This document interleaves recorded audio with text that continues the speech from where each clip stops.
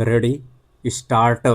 दशकों तक कृषि की सफलता को उत्पादन की मात्रा से आंका जाता रहा है, लेकिन आज केवल भरपूर उत्पादन पर्याप्त नहीं है। अधिक उपज देने वाला कोई खेत यदि भूजल को समाप्त कर रहा है, मिट्टी की उर्वरता घटा रहा है और पोषणहीन खाद्यान्न पैदा कर रहा है, तो उसे वास्तव में उत्पादक नहीं माना जा सकता। कृषि की सफलता का आकलन मिट्टी की सेहत, जल संरक्षण, खेत में पनपती जैव विविधता, सूखे, बाढ़ और कीट प्रकोप से निपटने की पारिस्थितिक क्षमता तथा खाद्य पदार्थों की पोषण गुणवत्ता के आधार पर भी होना चाहिए।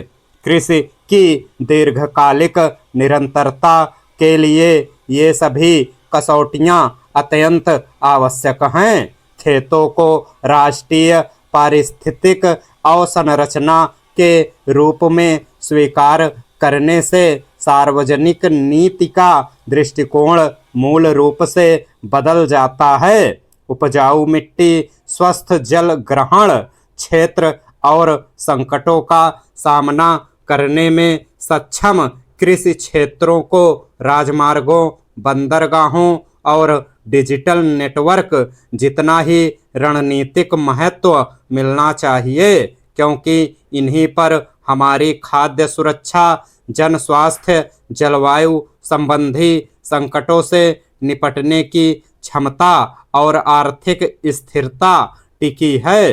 कृषि की सच्ची सफलता केवल खेत से मिलने वाली फसल में नहीं, बल्कि कटाई के बाद मिट्टी में बची उस उर्वरता में है, जो आगे भी खेती को जीवन देती रहे। राष्ट्र का भविष्य केवल कारखानों में नहीं, बल्कि खेतों में भी गढ़ा जाता है। भारत जैसी विविध कृषि जलवायु परिस्थितियां, खेती की प्रणालियां और कृषि जैव विविधता बहुत कम देशों के पास हैं। यही विविधता भारत को न केवल अपनी विशाल आबादी की खाद्य आवश्यकताएं पूरी करने, बल्कि दुनिया के अनेक देशों के लिए उपयोगी पुनर्योजी कृषि के मॉडल विकसित करने का अनूठा अवसर देती है। हजारों वर्षों की कृषि परंपरा वाला भारत समय समय पर कृषि क्षेत्र में बड़े बदलाव लाने की अपनी क्षमता सिद्ध कर चुका है। हरित क्रांति ने देश को खाद्यान्न के मामले में आत्मनिर्भर बनाया।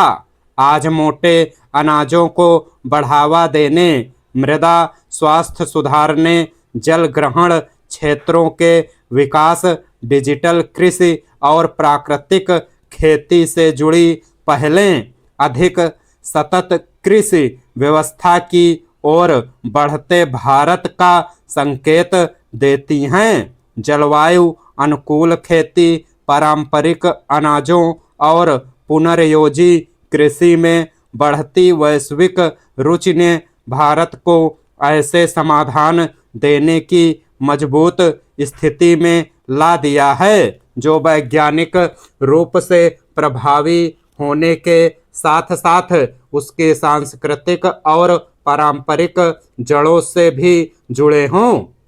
भविष्य में नेतृत्व उन्हीं देशों के हाथ में होगा जो पारिस्थितिकी तंत्र को पुनर्जीवित करते हुए अधिक पोषक खाद्य का उत्पादन करेंगे। आधुनिक विज्ञान को पीढ़ियों से संचित पारिस्थितिक ज्ञान से जोड़कर भारत यह सिद्ध कर सकता है कि उत्पादकता और दीर्घकालिक स्थायित्व परस्पर विरोधी नहीं, बल्कि एक दूसरे के पूरक लक्ष्य हैं। कृषि नीति के सामने चुनौती किसानों को सहायता देने की नहीं बल्कि यह तय करने की है।